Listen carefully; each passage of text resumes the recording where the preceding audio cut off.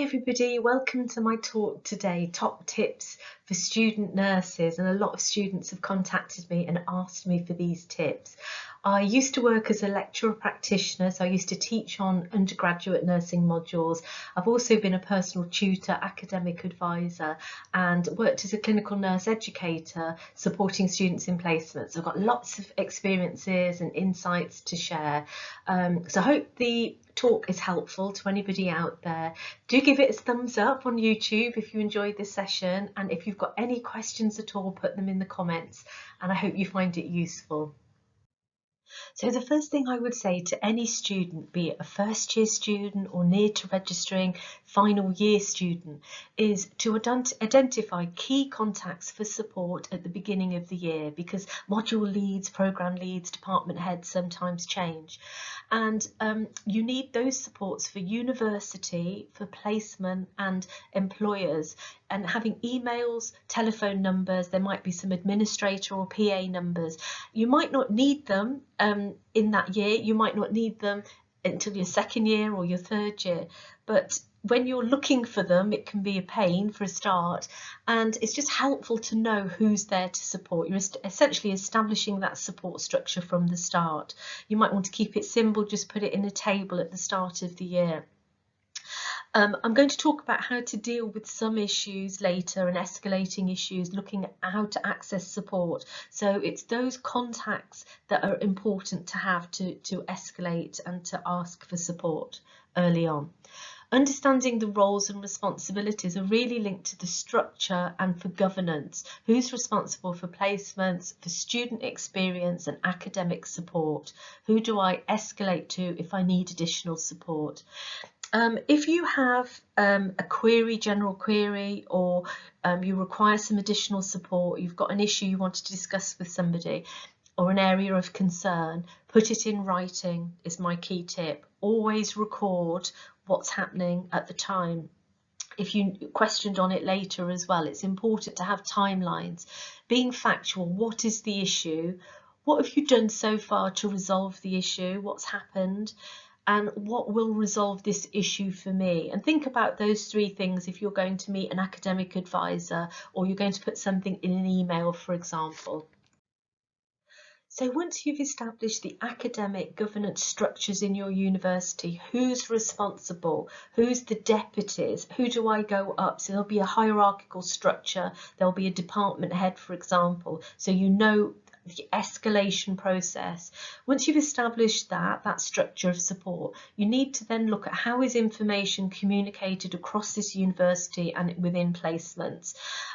It's especially important as a first year to know in relation to handing in exam assessments, when exam dates are, for example, and how that's communicated. How do I access support when I'm in placement? How do I raise a concern within this university? And there will be rules and regulations and policies that are often in your handbooks.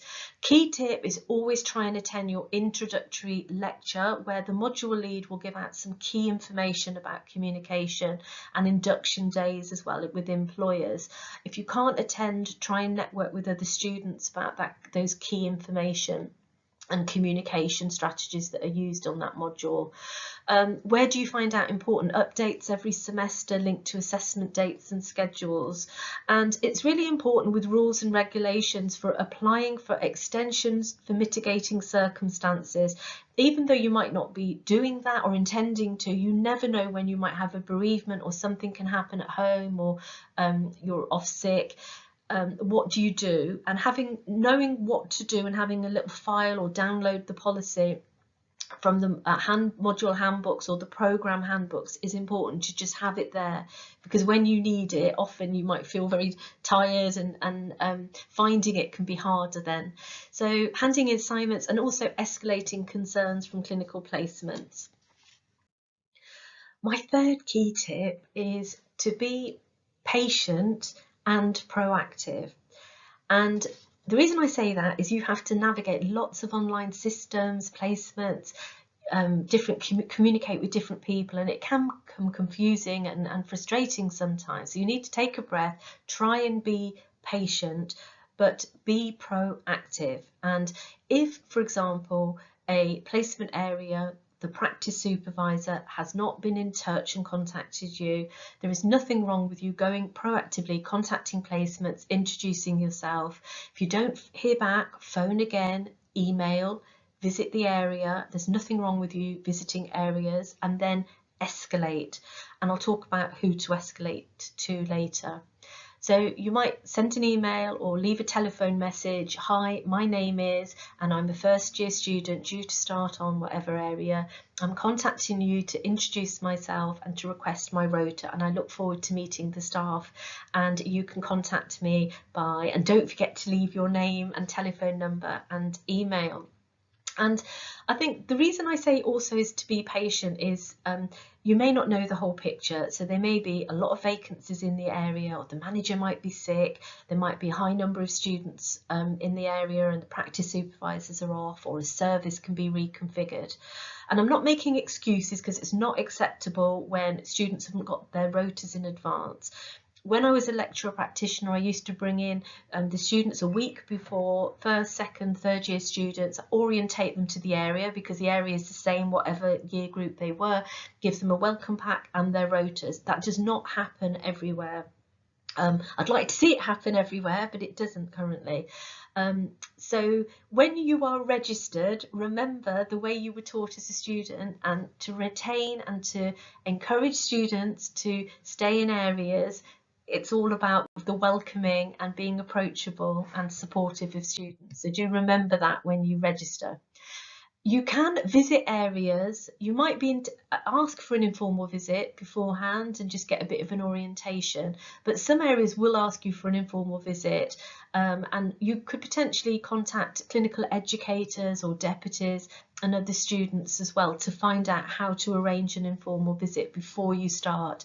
When you do visit an area, think about the shifts. The sort of questions you might ask are about shifts, changing room facilities, security pass, key contacts, and often educators and managers will give you a welcome and an orientation or an induction. An employer will give you that induction, but if you go a bit earlier or on induction, they don't ask these questions. These are quite helpful questions to ask.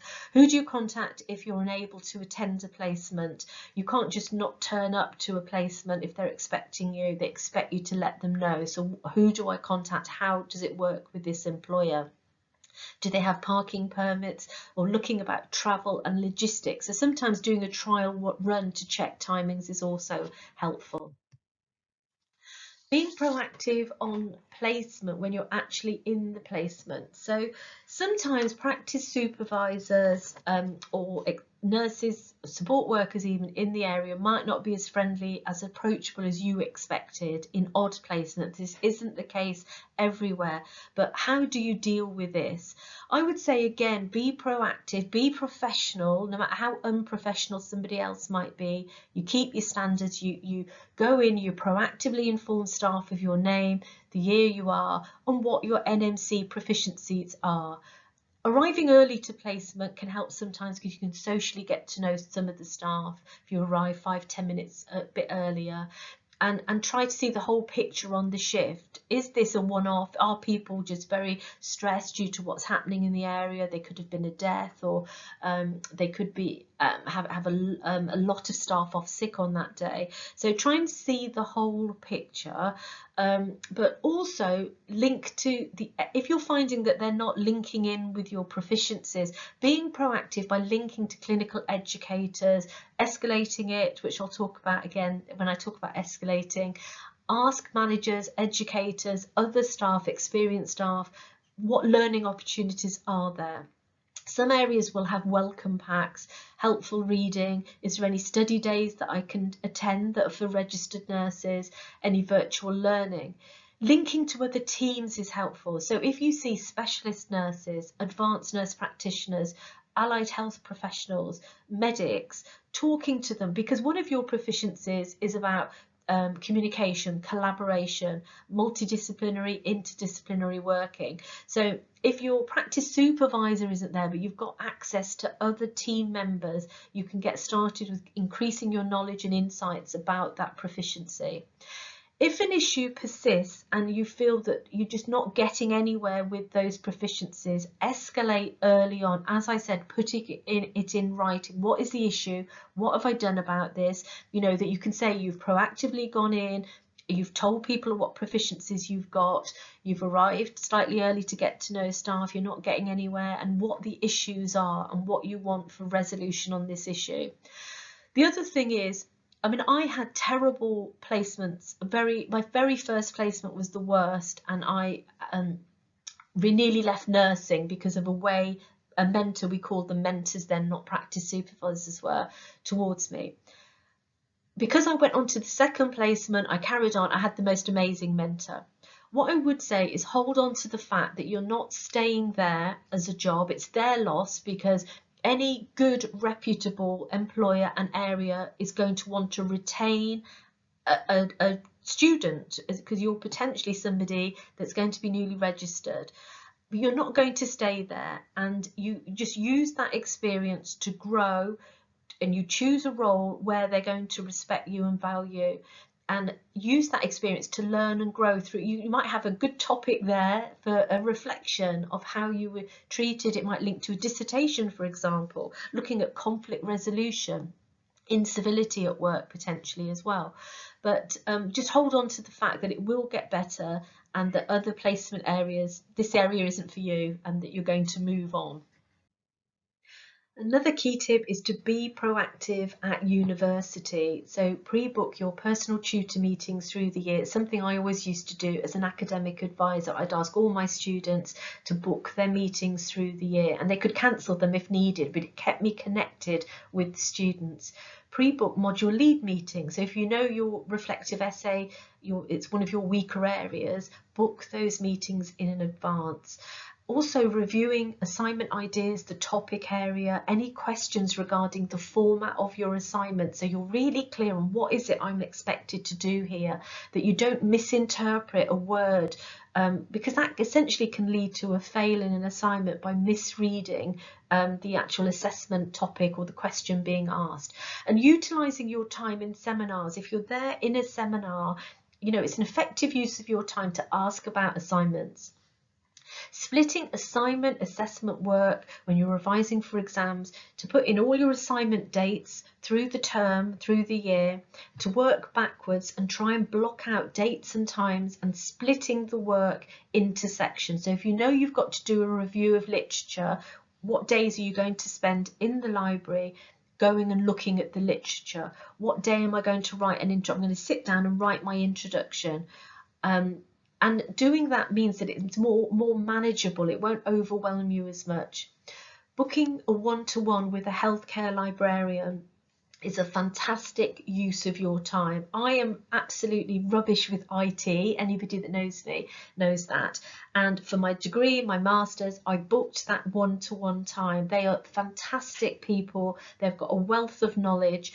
They can help with a Prisma if you're doing a dissertation, looking at narrowing your key search terms down, how to access databases. And I used to find that if I didn't do a literature review for a while and access databases, I forgot, so I'd book them again. They never minded that. But they're there to support you and to help you. And there's so many resources in the library that you can access as well. So well worth booking a one-to-one. So my fourth key tip, always ask for help if you are struggling. Never just be on your own worrying, just always talk to somebody, and I'll talk through some of those processes and structures. So if you're struggling with work-life balance, ask for support. You've got university, and there's also placement staff there to advise you when you're trying to balance university assignments and placements. Access the support as early as possible. Always prioritise your physical and mental health, and staff should signpost you to support services.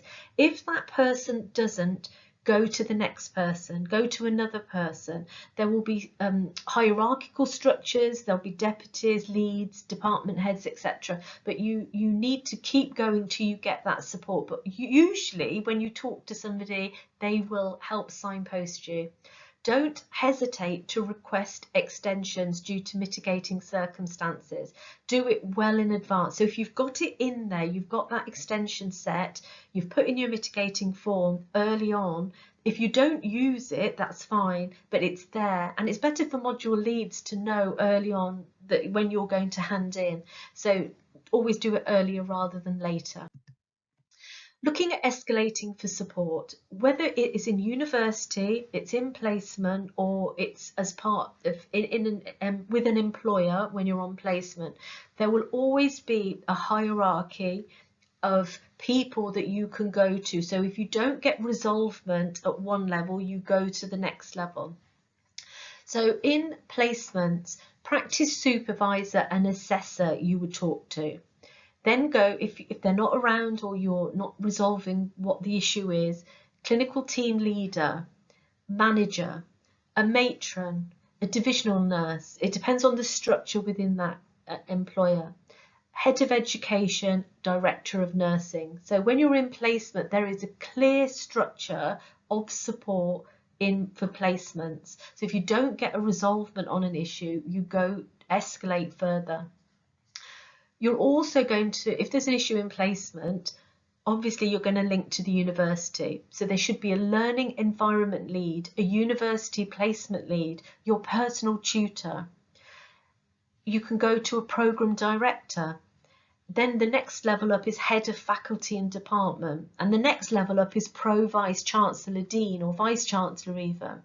You escalate as per university guidance. So when you're sending an email out, as I said earlier, it's what is the issue?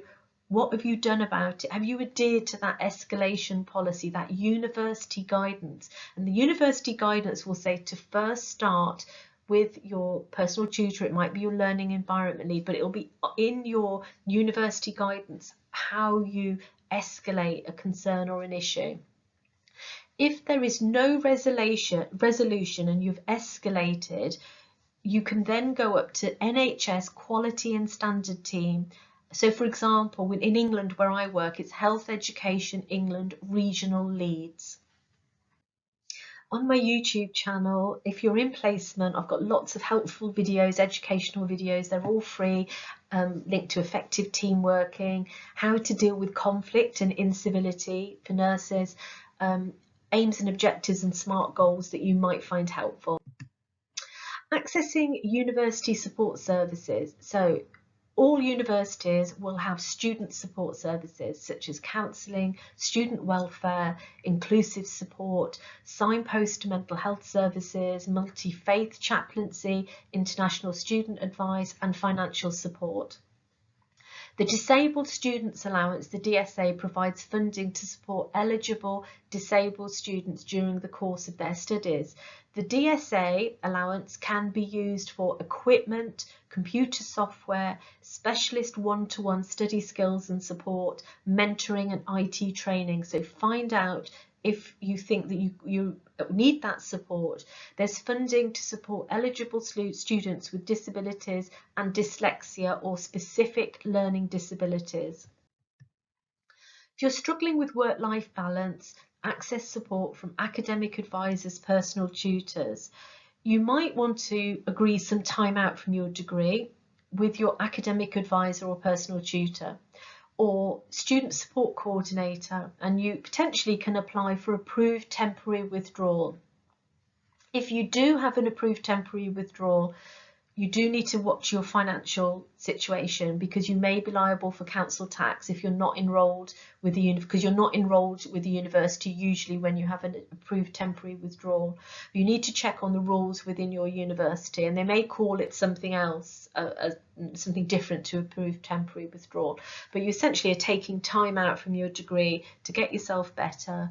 And then you return when you're ready. Also, occupational health can give you advice on return if needed. You might want to move to a part-time course. You might be a self-funding full-time student and want to be a self-funding part-time student, for example. Academic help and support. So there is assessment. Universities usually have support for assessment for dyslexia or specific learning difficulties that may not have been diagnosed when you were younger. So if you think you've got an undiagnosed specific learning difficulty such as dyslexia, contact your university inclusive support team, and that can lead to a request for online screening, and they can create this inclusive support plan that will help you. As I said earlier, one-to-one with healthcare librarians, finding information resources for assignments, finding online databases, referencing your resources and helping you narrow down searches is really helpful for academic support as well. Referencing. Most universities have some free referencing support. Cite them right online, or reference management software such as EndNote. So do check out what is free and what your university is offering. I never thought I would use EndNote, and it looked really complicated initially when I looked at it because I'm not good at IT. Sat down with a librarian one-to-one, went through it, and I only used parts of EndNote, the referencing bit of EndNote, and I found it very helpful. There's lots of other referencing management systems out there, but to not have to do my references at the end, and once I'd got somebody to show me how to do it, and there's lots of videos out there, it did help. So it's something to look at potentially. Universities often have study skills sessions. Make sure you also review assignment feedback and try and learn from it. If you don't understand what somebody's written in your assignment, you have every right to email the marker and go back to them, say, I'm not quite sure, the module lead, I'm not quite sure. So for my learning, I'd like to understand so I can improve my writing. But do find out from the marker what they meant if you're unsure, and then you can learn from it. Book to meet markers and the module lead early on, and ask others for example work. And some universities have got dissertations, example dissertations, or you can see them often online. People publish their dissertations as well, just to see how dissertations are formatted. That might help you. I have some YouTube videos linked to academic writing, how to improve reflective essays and academic writing, with some very generic introduction, critical analysis, example narrative, for example, or an example conclusion. Also a video on how to choose your nursing dissertation topic, some tips or research question, and also quality improvement and service improvement projects for nursing. If you fail an assignment, there's a video on just some tips of what to do. If it's any consolation, I failed my nursing finals. So I never thought I would end up writing and becoming a nursing author. It did not hold me back, and I think it's important that that video is there for people that, you know, because it's really demoralizing when you have a fail in if it's an exam or an assignment. It can be really hard. So I did that video for anybody out there in that situation. Also with assignments, I've got videos on developing leadership skills, decision making, coordinating nursing care and delegating. And in all those videos, there's some key references, national guidance, or some scoping reviews, for example. So if you're doing any of those topics in assignments, there is some good references. So if you witness or observe poor care and you've got concerns in a placement, always check the university and employer policy and guidance for escalating, and adhere to that. Write a factual report on what you observed, the same as you would an incident report, with dates, times, and adhering to the policy means that you will be escalating in the right way to the right people. If you felt you couldn't, there was nobody around, you know, for whatever reason, you can always go to a safeguarding lead or clinical governance lead in the area. And then as a last resort, once you've gone through all the escalation, you could potentially talk to a Royal College of Nursing or another union rep, or the Care Quality Commission as a last resort. My final key tip, one of the most important, is to be kind to yourself. Pace yourself. Don't try to do too much in one go. So like I said earlier, try and split your work into chunks. I use a calendar and lots of to-do lists, but everyone's got their own ways of dealing with their workload. Be led by your patients, I would say. So when you go to placement areas, try to focus on what have I done today, what am I doing this week, and be led by your patients, because that will literally slow you down so that you are not trying to learn everything about an area, but try to holistically look at your patients and everything about a condition, anatomy and applied physiology, all the investigations, the history taking, looking at the holistic side of talking to the patient, how their illness has affected them, biopsychosocial, spiritual needs, and that will hopefully stand you in good stead so you don't become too overwhelmed trying to learn everything at once. Be led by patients. You can't sustain looking after others without looking after yourself. So your physical and mental health always comes before everything. Always talk to somebody if you're struggling and access support. Do not compare yourself to other students. You are an individual. You will have different strengths and learning needs that will be individual to you. Keep connected with other students, but also look out for others. It doesn't have to be other nurses, it could be doctors, it could be allied health professionals, but we should all be looking out for each other. You might want to network with some fantastic groups, Facebook, Twitter groups, the Royal College of Nursing Students or UK Student Nurses Support and Advice have some fantastic forums. You throw a question out and usually you get some really good advice. And I love the quote from Marie Curie: have no fear of perfection, you will never reach it. Nothing in life is to be feared, it is only to be understood. Now is the time to understand more so that we may fear less. Even now, if I go into an area and do some clinical work, I feel like a novice if I haven't been there for a few months and I have to work as a support worker. And I will never reach perfection. Our evidence base is always evolving. Through education and through experiential learning and experiencing, you will get there. It takes, 2 or 3 years to consolidate your learning once you're registered.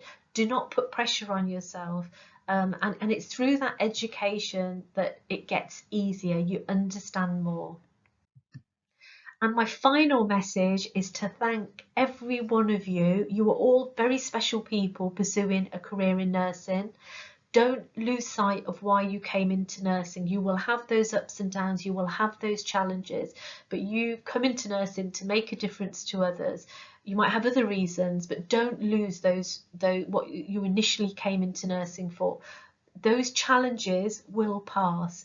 Expect them. You are going to have ups and downs and challenges. Nursing is not an easy profession, but it's the most wonderful profession. And finding the right career pathway for you will come. You might have to try different areas. Once you find your passion, mine was nurse education, find the right role and career pathway. You'll never look back. Some helpful videos: choosing your first nursing role or preparing for a Band 5 nursing interview or personal statement might be helpful if you're near to registering. And then I've got lots of videos on different career pathways if you want to become a nurse educator, research, advanced nurse practitioner or clinical leadership pathway. There's some helpful videos on my YouTube channel. So if you have any questions at all, do put them in the YouTube comments. If you'd rather not put them in a public forum, you can DM me privately on Twitter or on my website. If you are interested in either of my books, you can link to them in the description on YouTube as well. How to prepare for interviews and develop your career, and how to thrive as a newly qualified nurse. And just to let you know, there'll be a second edition coming out of that book, hopefully in September. And I wish you well, all of you, with the rest of your degree, and good luck with your future careers.